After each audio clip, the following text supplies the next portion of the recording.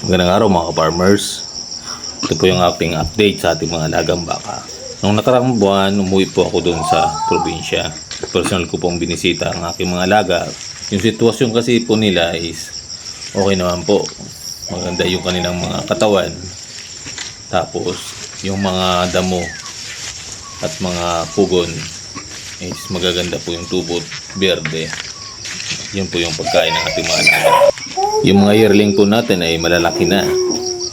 So pwede na nga po silang kargada ang tawag dun sa amin or ibibiyahe. Pwede na silang pambenta. Pero kinikip pa rin namin dahil nga po mga babae. Yung isang junior bull ko dito, yung anak ni Puti, ay malaki na rin. So bala ko siyang palakihin pa rin para po mas maganda pong presyo pag naibenta. Meron ding cons kung ganitong sitwasyon ng pag-aalaga. Ang nangyayari kasi, yung mga inahing baka ay patuloy pa rin nilang pinapadede o hindi pa rin nilulutas. Lotas kasi ang word sa amin or pinapawalay yung kanilang mga tinday. Yun po kasi ang mga lahi ng mga baka or Brahman. Mas yung mother instinct kasi nila hanggang sa lumaki yung kanilang mga anak pinapadede. Kaya nangyayari po medyo namamayat ang kanilang katawan, yung inahing baka. Tapos yung mga yearling, siya naman yung malalaki ang katawan.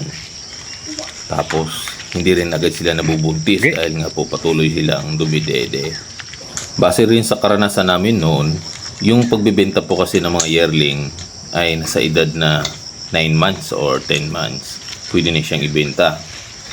Ang kagandahan din doon, yung nanay ay magiging maganda na yung kanyang katawan. So magiging malusog na siya. Tapos maglalandi, saka kakaroon na ulit, babubuntis na rin siya ulit. So ibig sabihin, no, makakasiguro po tayo na yung ating baka ay taon-taon siyang manganganak. So madali pong dumami ang ating mga alagang baka. Dito kasi sa ginagawa namin, lalo't na yung aking kapatid, siya lang po yung nakapokus dito.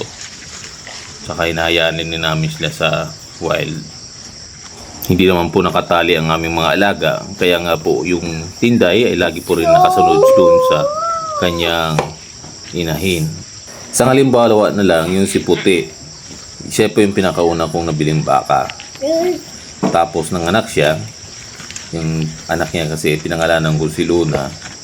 So matagal po siyang nabuntis agad si Puti dahil nga po si Luna ay lagi rin nakabuntot sa kanya, hindi rin sila maghihiwalay. So ngayon malaki na si Luna pero napapansin po ng kapatid ko, dumidede pa rin siya sa kanyang inahin, sa kanyang nanay. So yun po ang disadvantage dito, na yung mga baka na lagi pong hindi po agad hiniwalay ay hindi rin masusunod yung taon-taon siyang mga anak yung ating mga alagang baka. Tapos yung advantage naman ay yun, mapalaki mo ng gusto yung mga yearling mo. So magkaroon din ng magandang presyo. Sa akin naman kasi, gusto ko po muna ding padamihin yung aming mga alaga. So wala pa naman siyang gaano pong financial na pangangailangan, kaya nga focus ko rin na padamihin sila dahil po nakalaan din po ito sa edukasyon ng aking mga anak. So kung meron po akong pangailangan malaki, ay pwede ko rin silang may benta para po pantustos dun sa kanilang pag-aral, lalo na sa kolehiyo. Maganda po ang pagbabaka dahil nga po ito po yung sandalan upang mapatapos po yung mga pag-aaral ng mga anak natin. Example ko lang po doon sa aking pinsan. Siya po ay isang magsasaka, tapos may mga alaga rin siyang baka. So natutustusan niya po yung pangangailangan ng kanyang mga anak, lalo dun sa college, yung tuition, yung mga allowance. Sa tuwing makapagbenta siya ng baka, taon-taon ay meron siyang sandalan para sa pangailangan ng kanyang mga anak. Nakakatuwa lang po na sa ganitong pag-aalaga ng baka ay hindi naman po maliit lang po na bagay. Malaki po ang natutulong sa kabuhayan at sa mga pangarap din natin sa ating mga anak pang matupad nila ang kanilang gusto pangarapin sa buhay, lalo na po makapagtapos sila sa kanilang pinapangarap na kurso.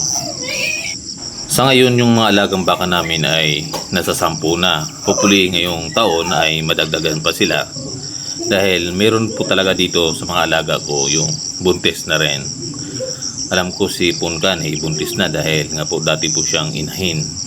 So yung ibang baka ko dito ay naglalandi na rin, pero hindi siya masusunod yung mga buwan ng mga nakarang taon, ay yun din po ang kanilang panganganak. Pero malaking blessing na sa amin ito na ang pagdami ng aming baka at tuloy-tuloy ang kanilang paggaganda ng kanilang pangatawan. Tuloy-tuloy din ang pagbigay namin ng vitamins at pampurga. Pagbibigay rin namin sa kanila ng asin upang lalong gumana ang kanilang pagkain at pag-inom. Ito naman po yung update dun sa pinagawa naming tracer. Yan. So maganda na po siya. Yung dati kasi nito, wala pa siya yung tinatawag yan po, yung nagbibistay, parang ayag. Ayag kasi tawag dun sa local sa amin. Yan. Nagkaroon silang partial na pag-aani dito sa bukid. Tinesting na po nila. Yan, maganda na po siya. So tuloy-tuloy lang po. Na-less na po yung gawa ng mga tao kasi wala na yung nagbabalik ng mga palay dun sa paulit-ulit dun sa tracer. Maganda rin yung pag-separate ng dayami o yung butil dun sa butil, tangkay, yan. Sineseparate na po talaga niya. Saka yung mga ipa, wala na siya. Maganda na rin ang pagproseso ng palay. So maganda na siyang kinalabasan. Yung butil na talaga ng palay yung lumalabas doon. Wala na siyang iba. Hopefully this year, madagdagan pa ang aming machinery sa farm. Tuloy-tuloy lang ang aming pagsisikap upang madagdagan pa ang aming mga kagamitan. Ito po yung aming update sa aming mga alagang baka at ginagawa namin sa loob ng farm. Sana po nakapagbigay sa inyo ng inspirasyon yung pag-aalaga ng baka. Kung nagustuhan ng ganitong content, pa-like and subscribe naman po. Maraming salamat. God bless.